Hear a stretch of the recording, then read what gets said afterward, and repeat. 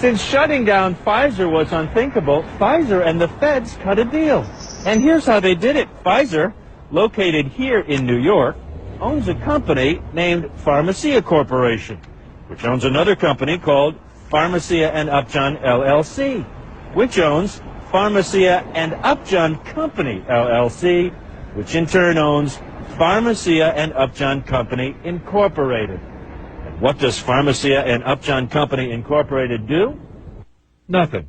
It's a shell created to be a legal shield for Pfizer.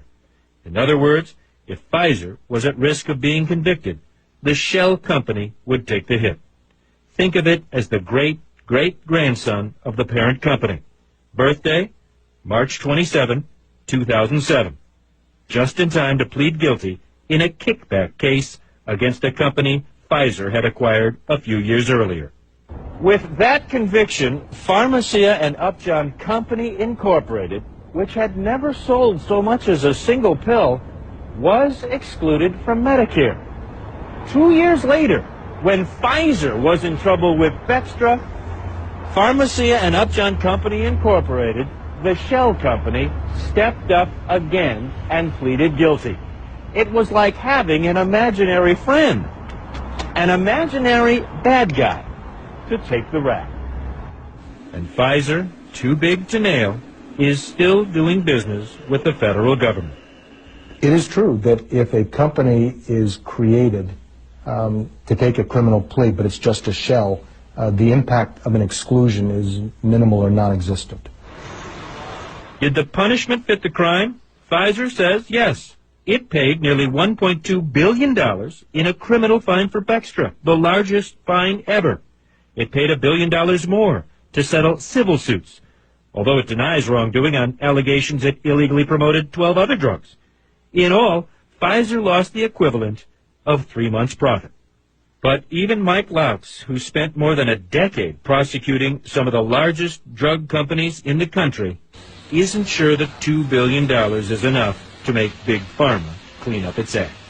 I worry that the incentives are so great, the money is so great, that has maybe made dealing with us, the Department of Justice, as just a cost of doing business. So, Drew, what does Pfizer have to say about all this? Anderson, nothing on camera. After a lot of back and forth, we got a phone conversation with the company's chief compliance officer. He told us, look, Pfizer takes full responsibility for illegally promoting Bextra, and to prevent it from happening again, here's what Pfizer said it's done. It's set up a leading-edge system. It monitors sales reps, tracking prescription sales and proactively looking for signs that its people are illegally promoting these drugs. So is Pfizer doing this voluntarily? No. Not all voluntary. Pfizer, they had to sign what's called a corporate integrity agreement with the Department of Health and Human Services. Basically, the executives at Pfizer have to sign on the dotted line to say that their company is going to comply with the law. But, I mean, you look at this thing, and, I mean, if Pfizer is too big to fail, and even the biggest fine in history is just a few months' profit, then what's going to stop it from illegally promoting other drugs? Critics say, Anderson, nothing. Nothing. They think that this is really, even though it's a big, big fine, you know, what, $2 billion, they say, look, it is a cost of doing business. And until, even the prosecutor, until and unless somebody goes to prison, somebody high up goes to prison, and or the company is banned from selling drugs to Medicare or Medicaid, this activity, like it has in the past with so many other companies, will continue. Drew, thanks. Keep in mind.